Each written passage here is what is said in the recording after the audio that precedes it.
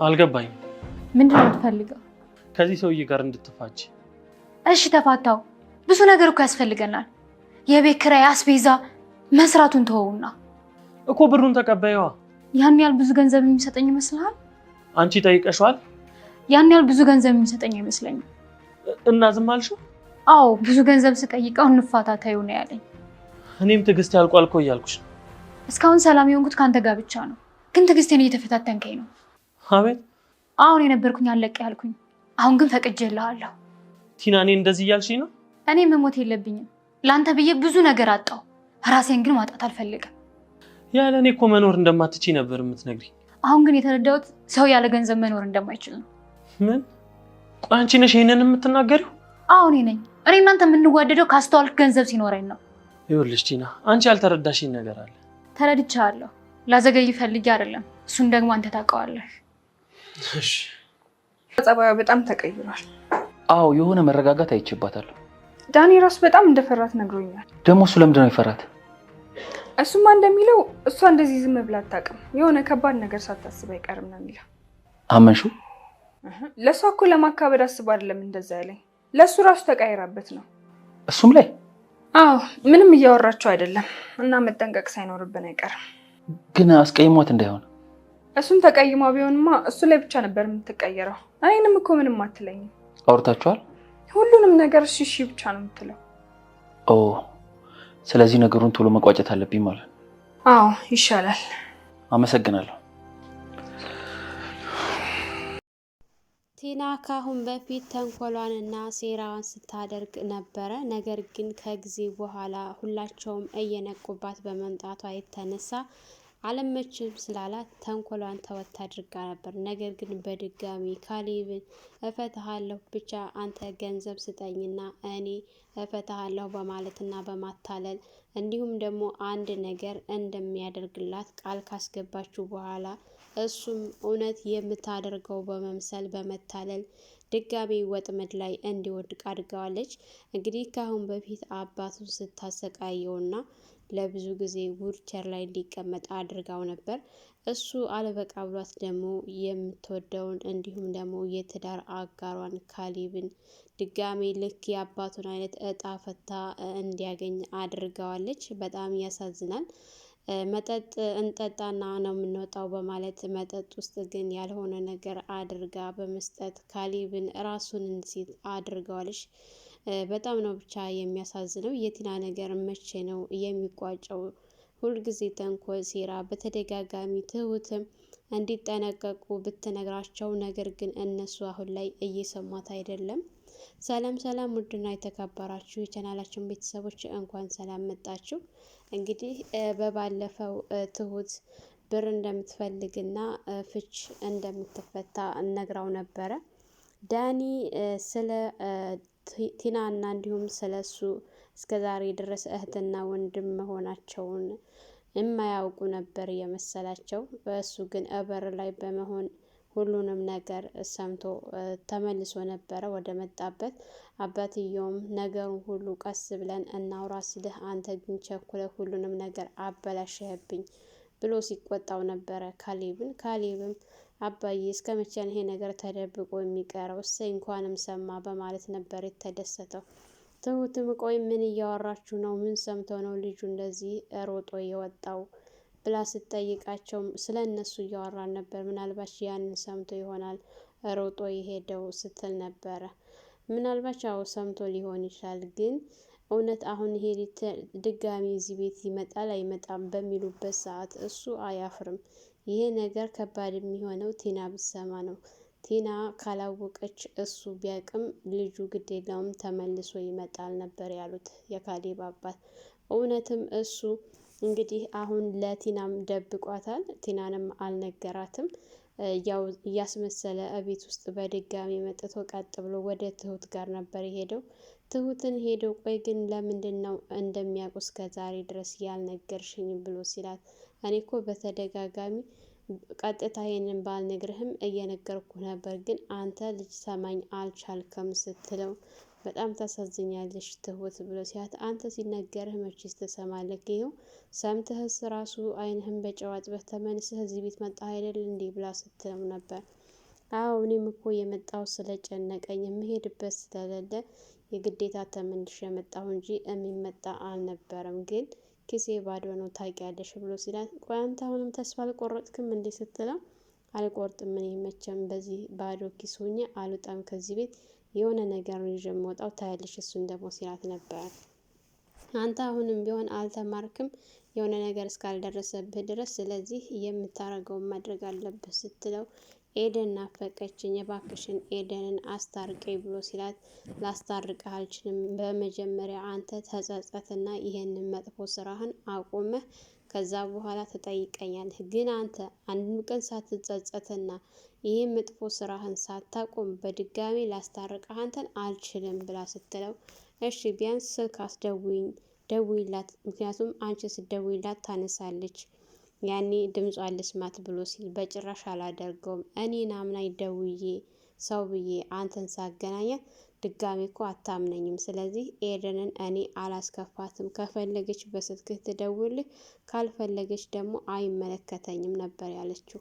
እንደዚህ ስትለው እንግዲህ አማራጭ ስላልነበረው ኩሽናውን ለቆ ነበር የወጣው። ትሁትም ያው ስራዋን እንደቀጠለች፣ ቲና ዳኒን ሳላ ቁጭ ብሎ ስታገኘው በሰላም መጣህ ምናምን አላለችውም እስከ ዛሬው ማለት ነው።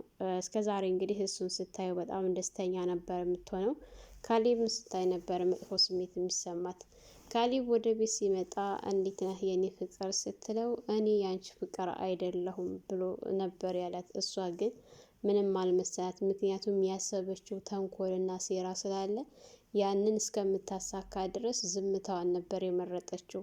ይሄ ዝምታዋና ይሄ ሁኔታዋ ደግሞ ዳኒ በጣም እያሳሰበው ነው፣ እየጠየቃት ነው። ብሩን ራሱ ተጨቃጭቃ ካሌብ ብሩን እንድሰጠኝ እፈልጋለሁኝ፣ ፍቹን ከፈለከው ብሩን ቅድሚያ ስጠኝ ስትለው፣ እሱም ምንም ሳያንገራግር ወዲያውኑ ነበረ ብሩን የላከላት። ግን ደግሞ ይህን ስታደርግ አንድ ቀን መጨረሻ እራት እንበላለን፣ እራት ከበላን በኋላ የመጨረሻ እንለያያለን፣ ቤት እየፈለኩ ነው እወጣለሁ ነበር ያለችው። በቃ አፍጠኙ በማለት ብሩን ወዲያው ልኮላት እሱም ተናዶ ጥሏት ሄዶ ነበረ። ይህን አንድ ቀን ያለችውን እሱንም ተስማምቷት ነበር ሄደው። ግን ይህንን ነገር ትሁት እየሰማች ስለነበረ በጣም ነው እንትን ያለችው ማለት ነው። ማለት ምን ልታደርገው ነው የሚለው ነገር በጣም እያሳሰባት ነው ማለት ነው። እንግዲህ እሱም ተናዶ ወጥቶ ነበረ። ከወጡ በኋላ ዳኒና ቲና አብረው ተያይዘው ወጥተው ምንም አይነት ገንዘብ እንዳልተቀበለች አሁንም እየደበቀችው ነው። ቲና አሁን ምን እንዳሰበች ባይታወቅም ዳኒ ራሱ ምን እንዳሰበች ምንም የሚያውቀው ነገር የለም ማለት ነው። የእውነት ምን አይነት ተንኮል ብታስብ ነው በዚህ ልክ ዳኒንም ሳትነግር ብቻዋን ሁሉንም ነገር ለማድረግ የተዘጋጀችው? በጣም የሚያስፈራ ነው። እንግዲህ ትሁትንም ነግራታለች ብዙ ጊዜ። አሁን ላይ ያቀርኩት እቅድ ሳስበው ራሱ በጣም የሚያስፈራ ነው ብላ ከዚህ በፊት ዝታባታለች ማለት ነው። ዳኒም ምን እንዳሰበች ቢጠይቃት እሷ ግን በፍጹም ምን የሚያሰብኩት ነገር የለም ስትል፣ እና ታዲያ እንዴት መጠጥ ልትጠጪ ቻልሽ ብሎ ሲላት፣ በቃ መጠጣት ስላስፈለገኝ ነው፣ ትጠጣለህ አሁን አጠጣም ስትለው፣ አጠጣለሁ ግን ሳይሽ ሁኔታሽን ብቻሽን መሆን ያስፈለገሽ ይመስላል፣ ስለዚህ ብቻሽን ሁኚ ብሏት ነበረ ጥሏት የሄደው ማለት ነው። ጥሏት ወደ ቤት ሲሄድ ካሌብም ቤት ተቀምጦ ነበረ። ዳኒ ወደ ቤት ሲገባ፣ ቆይ ግን አንተ እህትህ ልትወጣና አንተ እዚህ ቤት ምን ታደርጋለህ ብሎ ሲለው፣ አንተ ስለ ራስህ ምን ትሰራለህ ሲለው፣ እኔ እኮ የአባዬ ቤት ነው ሲል፣ አንተ ለራስህ አለ አይደል እንዲህ በዚህ እድሜ አባት ቤት ተዘብዝፈህ እያለው በጣም ትዕግስቱን ሲፈታተነው ነበረ ማለት ነው። ዳኒም እሺ እንግዲህ ምንም ማድረግ ስላልቻለ ጥሎ ነበር የሄደው ካሌብ። ልክ ካሌብ ከቤት ከወጣ በኋላ ቲና ቤት ተመልሳ ነበረ። አንዳንድ ነገሮችን እያነሳችው ወሬ በሚያወሩበት ሰዓት እኔ በቅቶኛል፣ ይሄ ነገር መቋጫ ያስፈልገዋል፣ ስለዚህ የጀመርሽውን ነገር ንገሪ ብላት፣ ምንም አልጀመርኩም፣ ቆይ አንተ ምንድን ነው የፈለግከው ስትለው፣ ይህን ሰውዬ ቶሎ እንድትፈችው ብሎ ሲላት፣ እንዴ እሱን ብፈታ የት ልወድቅ? ገንዘብ አለ ሆይ? ብዙ ነገር ያስፈልጋል እኮ ብላ በጥያቄ ስታፋጥጠው ነበረ። ገንዘብ ገንዘብ ስትል፣ ቆይ አንቺ ነሽ ግን ለእኔ እንደዚህ አይነት ነገር የምትነግሪኝ ሲላት፣ አዎ እኔ ነኝ፣ በፊት ላይ ፍቅር ነበር የምለው፣ ነገር ግን አሁን ገንዘብ እንደሆነ ወሳኙ ነገር አውቄያለሁ ምናምን እያለች በቃ ገንዘብ ምን ያክል ከሰው በላይ ከምንም በላይ ገንዘብ ትልቅ እንደሆነ ስትነግረው ነበረ። ካሌብም እንግዲህ ይህን 400,000 እንደሰጣት ለዳኒ አልነገረችም። ዳኒም አማራጭ ስለሌለው ዝም ነበር ያለው። እንግዲህ አባትየው ወደ ቤት ሲመጡ እንግዲህ አባዬ ተረጋጋ፣ ትንሽ ነው የቀረኝ፣ ከዚህ ቤት እወጣልሃለሁ፣ ሸክም ሆንኩብህ አይደል ምናምን ስትለው አንቺና ማ ብሎ ሲላት እኔና ዳኒ ሸክም ሆነንባችኋል ምናምን፣ አንቺ ብቻ አይደለሽም ካሌብም ነው እሱም መውጣት አለበት ከዚህ ቤት እያላት በሚልበት ሰዓት አይ ትንሽ ነው የቀረኝ እወጣልሃለሁ ስትለው ያው በእኔ ቤት ባትደራደሪ ጥሩ ነበረ፣ የምን ድርድር ስትለው ያው ጉቦ ምናምን እያለ እውነታውን ሲነግሯት እሷ ግን ልታለባብስ ፈልጋ ነበረ፣ ግን አልተሳካላትም። አባትየው ቀድመው አውቀዋል። ይህን ካወቁ በኋላ ካሌብ ጋር ተገናኝተው ሲያወሩ ነበር። ካሌብም አባዬ ተናደህብኛል ይቅርታ እያለ ቆይ አንተ እስከ መቼ ነው ይቅርታ የምትጠይቀው ምናምን እያለው ያው ይቅርታ ቢያደርጉለትም አሁን ቆይ ስራውን ተውከው አይደለ እኛ እንዲቀረን ስራው ብቻ ነው፣ ስራውን ደግሞ አጥብቀህ ልትሰራ ይገባል ብለው ሲሉት ነበረ። እኔ እኮ እዛ ስራ ያልሄድኩት አንተን ለመጠበቅ ነው፣ ጠበቅከኝ እንጂ ብሎ ሲያሾፍበት አባዬ አሁንም እያለው ነበር። አዎ አሁንም አንተ አሁንም ቢሆን ለራስህ ምንም የምታውቀው ነገር የለም፣ እኔ ራሴን እጠብቃለሁኝ፣ አብሽር ለእኔ አታስብ፣ ግን ስራህን በደንብ ልትሰራ ይገባል እያለው ነበረ። እንግዲህ በድጋሚ ቲናና ዳኒ ተገናኝተው እዛም በሄደበት ሰዓት ሲጠይቃት እሷ ግን በፍጹም አሁንም ቢሆን ምንም የማውቀው ነገር የለም ያለችው፣ ምንም ያሰብኩት ነገር የለም ስትል እሱ ግን በደንብ ጠንቅቆ ስለሚያውቅ ወደ ቤት መጥቶ ለትሁት እንድትጠነቀቅ ሲነግራት ነበረ። ምክንያቱም እሷ ዝም የምትለው የሆነ ተንኮል ስታስብ ነው፣ ልትጎዳሽ ትችላለች እና ተጠንቀቂ፣ ተጠንቀቋት ብሎ ሲሄድ ትሁትን በመፍራት ካሌብ ከስራ ከመጣ ወደ ክላሱ ከገባ በኋላ ሻይ ይዛለት ሄዳ ካሌብ የምነግርህ ነገር አለ ከሰማኝ ስትል እሺ ቀጥይ ነበር ያላት። ዳኒ በጣም ፈርቷታል። ቲና የሆነ ልጀምረው ያሰበችው ነገር አለና እኔም ስጠይቃት እሺ እሺ እያለች ነው ያለችው። ስለዚህ ከበድ ያለ ነገር ልታደርግብን አስባ ነው ብላ ስትለው ካሌብ እንዴት ዳኒን አመንሽ እሱ ስለነገረሽ ብሎ ሲላት እሱ እኮ ለራሱ ስለፈራ ነው እኔንም የነገረኝ፣ ለሱም ተቀይራበታለች ብላ ስትል ለሱም ተቀየረችበት እያለ ነበር። አዎ በምትለው ሰዓት እንግዲህ ልክ ነሽ፣ እንግዲህ ነገሮችን ማፍጠን አለብኝ፣ ቶሎ መገላገል አለብን፣ አመሰግናለሁ ትሁት መተሽ ስለነገርሽኝ ሲላት ነበር። እሷም እሺ ግዴታዬ ነው፣ እዚህ ቤት የመጠበቅ ኃላፊነት አለብኝ ነበረ ብላው የሄደችው። ዳኒም ሁኔታዋ ምንም ስላልተመቸው ቤቱን ለቆ ሄዷል። እሷም ራሷን እየተቀባባችና እየተኳኳለች ባለችበት ሰዓት ከክላሱ ሲወጣ ሳላ ላይ ሲያገኛት ቆይ አንቺ አሁንም አለሽ እንዴ ብሎ ሲላት አዎ አለሁ፣ የት እሄዳለሁ፣ አንድ ነገር እኮ ይቀራሃል ስትለው ነበር።